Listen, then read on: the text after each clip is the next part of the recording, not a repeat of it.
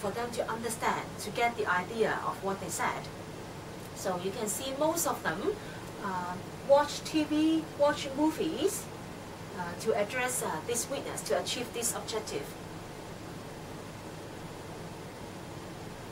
Big Mouth Corner is an activity organized by the English Language Center of the university.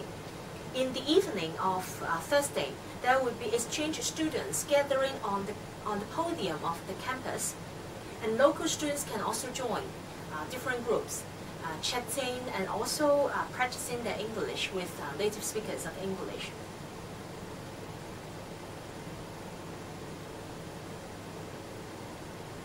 Now let's look at speaking. Now for speaking, the findings seem to be consistent with those in the literature that ESL learners care about pronunciation and accent.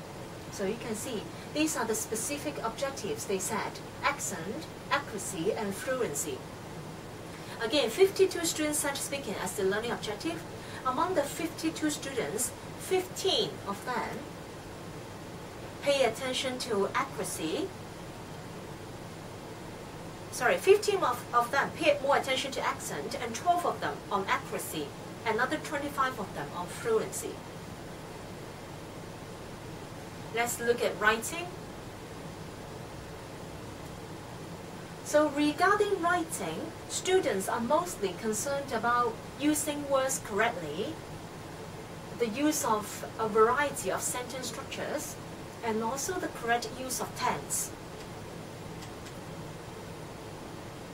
It seems that they are more concerned about the forms instead of caring about the generation of ideas, which is found to be a problem in the writing.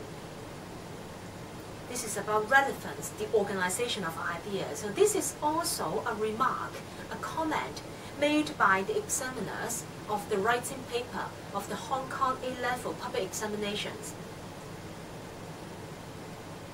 Now, different measures were used regarding the learning of words, but it seems that learners are rather traditional, rather conventional in using dictionary to check meanings, in reading newspaper, and also making sentences using new words. So this is a very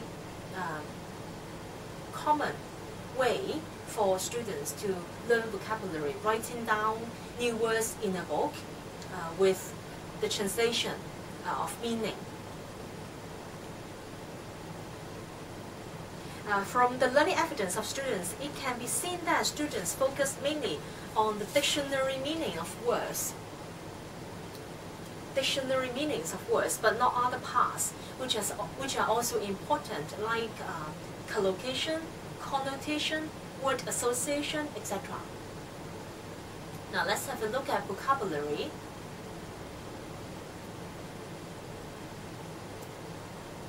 Vocabulary is also regarded as important. Now, if we combine 23,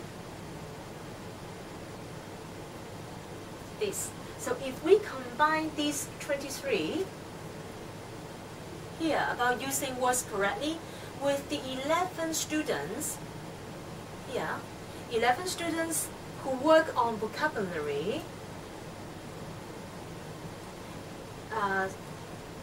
altogether is 34. Okay, so the total is 34 out of 65, meaning that over half of the university students find learning lexical words important, no matter whether it is for writing or for other purposes. Again, students focus mainly on the meaning, and they want to learn as many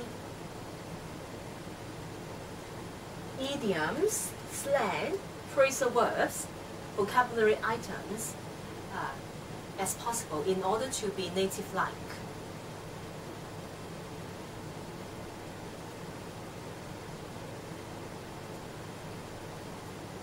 Now, in the second semester, students were asked to focus on 2 grammar areas instead.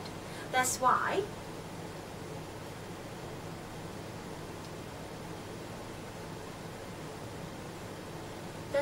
you can see 71.4% of them chose to work on grammar. This is basically the instruction asking them to work on grammar areas in the second semester.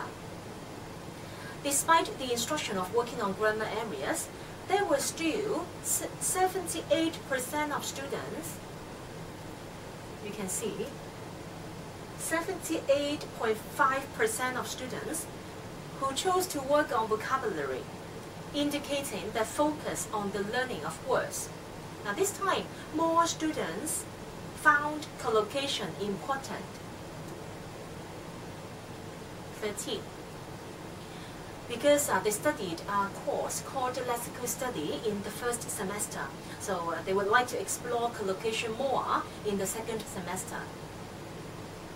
Writing still dominates, you can see 57.1%.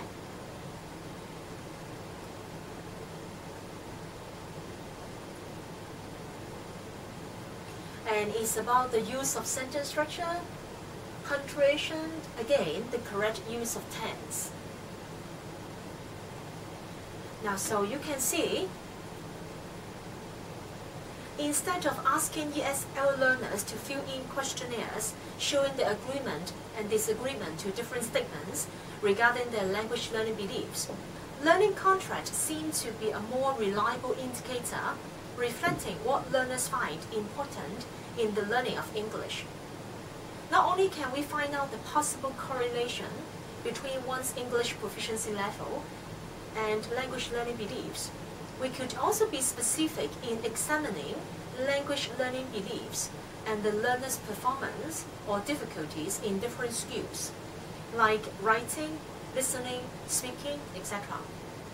The measures they used could also reflect what they think should be done in order to address the objectives. And so we can find out whether there's a gap between what students do and what teachers do in the classroom. That's why the study is significant. Now let me show you some comments from students regarding the learning contract assignment. For example, let's have a look at the first one, Zoe. Trying to keep a learning contract is always beneficial. First of all, objective setting is a good chance for us to explore our own weaknesses in English. And we can keep learning and improving English. Let's have a look at Danny's one. Danny's. The learning contract is a useful tool in terms of being more self-motivated in working on weaknesses and finding out relevant solutions. Let's have a look at Queenie's one.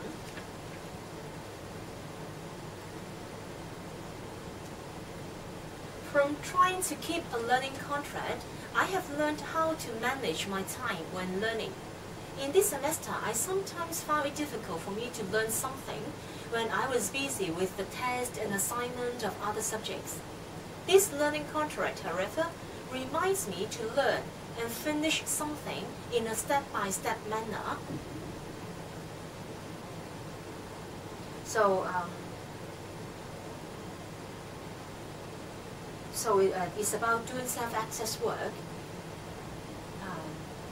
in a step-by-step manner, and we don't have to rush when the deadline comes.